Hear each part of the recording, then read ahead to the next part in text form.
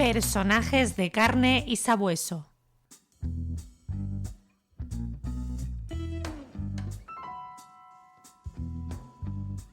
Nos encontramos en Barcelona. Es el final de la Guerra Civil Española. La familia Romero Zaragoza vive de una forma holgada gracias a las rentas del progenitor, Onofre Romera Jiménez, de Almería, antiguo teniente de complemento de infantería, conocido caballista de carrera de cintas de finales de los años 20 del siglo pasado y auxiliar de Hacienda tras obtener un concurso y oposiciones en los años 30. Se había casado con María Zaragoza Muñoz y juntos sostenían una vida feliz. Durante los primeros años, Onofre se dedicaría a trabajar en una empresa alemana de exportación. Años después, solicitaría la licencia de detective. Le dieron la número 52 y se dedicaría a la investigación privada a partir del año 1950. Onofre fue también conocido como el Maestro. Dirigía el despacho de detectives CREFI, acrónimo compuesto a partir de Credo Fide, en latín, creer y tener fe, haciendo referencia a la disposición con que debe conducirse al cliente potencial hacia el investigador privado. Tenemos que imaginar unos años en los que coincidiría en Barcelona con Eugenio Pérez Troya o con Antonio Corcoy. El 8 de agosto de 1940 en Barcelona vino al mundo su primera hija, María Mercedes Romera Zaragoza. Siempre fue una niña muy peculiar, alegre, coqueta y con una fuerte personalidad. Cuando tenía 2 años, Mercedes recibe uno de los mejores regalos que le daría la vida. Nace su hermana María del Carmen, que sería conocida como Nené. Con ella le unió siempre una conexión especial, pero ese mismo día las dos hermanas reciben el primer golpe serio de sus vidas. Su madre fallece en el parto.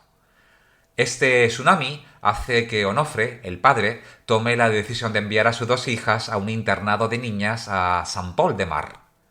Las 2 hermanas se sienten unidas, amigas, confidentes, y Mercedes empieza a desarrollar la curiosidad, la sagacidad, es despierta y muy habladora. Su hermana es templanza, tranquilidad, su equilibrio. Mercedes es una jovencita no muy alta de estatura, era más bien bajita, pero bien formada, ojos negros y rasgados como si fueran orientales, morena de piel y de pelo, delgada y elegante, con un toque a esa maravillosa actriz, Audrey Hepburn. A todo eso hay que sumarle que era una mujer muy inteligente y de esas personas que tenían una conversación interesante.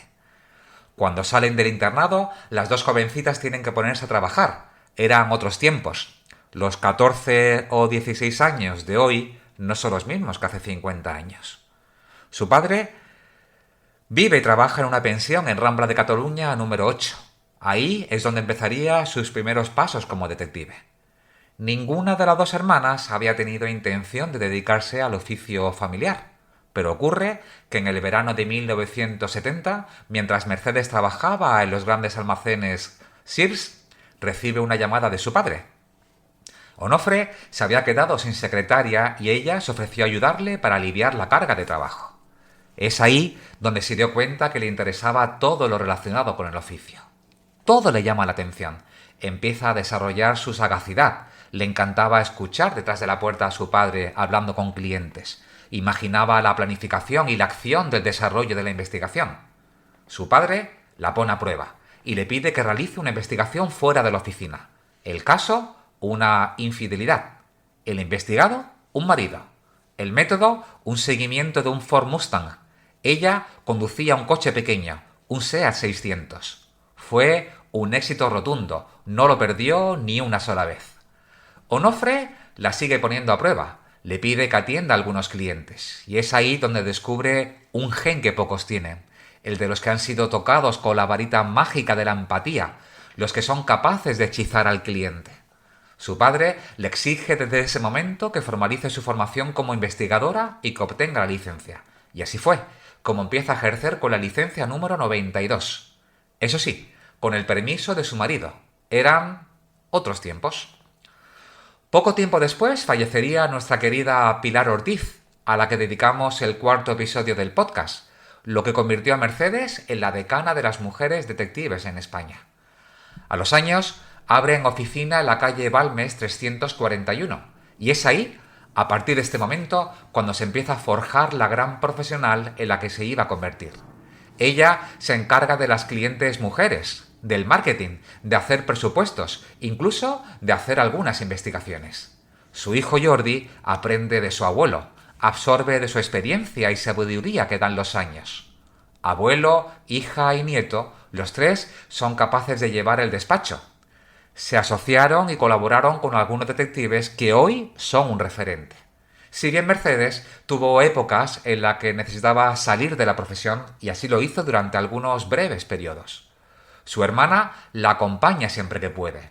No pierden su conexión. Era su complemento, su templanza, la racionalización, la que daba tranquilidad a ese torbellino de energía y dinamita que era Mercedes. Eran el yin y el yang, Holmes y Watson, Quijote y Sancho.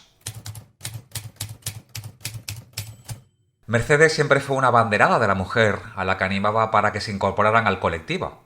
5 mujeres ejercían la profesión como directoras de agencias a mediados de los años 70.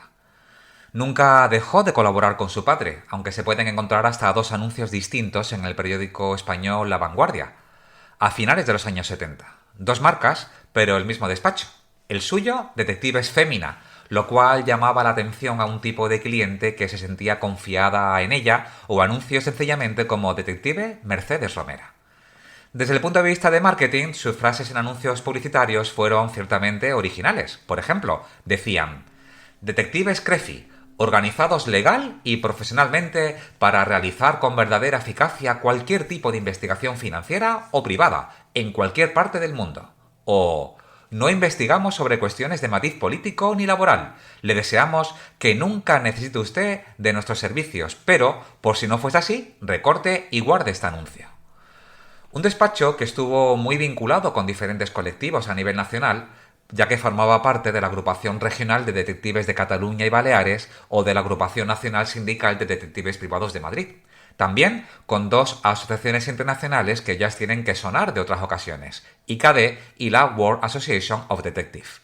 En 1987 fallecería su padre, fundador de la agencia, y desde ese momento Mercedes se haría cargo de esta prestigiosa agencia, llegando a tener hasta 5 personas a su cargo. Durante años fue considerada la decana de los detectives privados en España, con varios artículos y entrevistas en prensa y televisión, de la mano de periodistas de la talla de Mercedes Milá o José María Íñigo. Es ahí donde surge una de las anécdotas que ella solía contar. Resulta que tras una de sus frecuentes apariciones televisivas fue abordada en la calle por una señora. Mercedes andaba por la calle realizando un seguimiento a un investigado, y la señora, a gritos y emocionada, le dijo: «Usted es la detective que salió por televisión». Mercedes siempre contaba que en ese momento se quería morir. Se escabulló diciéndole que no era ella y se pensó muy bien sus siguientes apariciones televisivas. También contaba la anécdota que cada vez que emitía una serie o una película de detectives en la televisión, siempre recibía llamadas al día siguiente en la oficina del tipo: «Por favor, mándeme inmediatamente un detective a casa». Mercedes tenía, además de una extraordinaria intuición, una sensibilidad especial para la justicia, una inteligencia emocional muy desarrollada. Cuando le preguntaban por la profesión, transmitía que faltaba diálogo entre las parejas, o de jefe con empleados, y que si en lugar de imaginar y prejuzgar habláramos, la mayor parte de los problemas se resolverían sin mediar profesional alguno. A veces, el deseo de que la realidad responda a la imaginación es tan obstinado que incluso después de haber demostrado la sinrazón, el interesado persiste en su idea previa. Decía que cuando el cliente le venía con un juicio ya formado, temblaba, ya que eso significaba que el caso se iba a alargar y complicaba la investigación. Entre sus especialidades, además de las particulares, como la comprobación de rutinas de los hijos o casos de pareja, estaba el contraespionaje de empleados. Al igual que el despacho en los tiempos en los que vivía su padre, Mercedes también estuvo muy vinculada con el colectivo de detectives. Por ejemplo, fue vocal de la Asociación Catalano-Balear de Detectives Privados, como así aparece publicado en el libro «¿Quién es quién en España?», del año 1982, de Elía González Vera. A Mercedes le encantaban los perros. Tuvo uno, al que llamó Bosley, como el de la serie de Los Ángeles de Charlie. Su película favorita, Memorias de África, aquella que tenía como protagonista a Robert Redford y Meryl Streep. Era una fumadora empedernida, una excelente conservadora, sencilla, no soportaba las injusticias y sobre todo era muy divertida. Le encantaba el mar, al que acudía siempre que tenía ocasión. Con los amigos tenía eso que se les pide, la lealtad, y así la define una de sus amigas, Consuelo García del Cid Guerra, conocida escritora, investigadora y activista social que me ha ayudado mucho a conocerla mejor. En el amor se casó en 2 ocasiones y tuvo un hijo que tenía 7 años cuando ella se incorpora a la profesión. Su hijo es el detective privado Jordi Orús Romera. Su hermana Nené tuvo 4 hijos, alguno también es detective privado, de modo que Mercedes fue hija, madre y tía de investigadores privados. Los últimos meses de su vida intuía que de algún modo su fin estaba cerca. Incluso cuando hablaba de los amigos fallecidos intentaba no pronunciar esa palabra y decía se ha ido de viaje a la luna. Los últimos meses de su vida ya se encontraba muy enferma, con el pelo blanco y caminando con un bastón. Su fortaleza e inmensidad nunca le parecieron parecer una anciana. Fallece el 8 de abril de 2020 a la edad de 80 años. En su memoria, Mercedes Romera Zaragoza, nuestra protagonista de hoy en Personajes de carne y sabueso.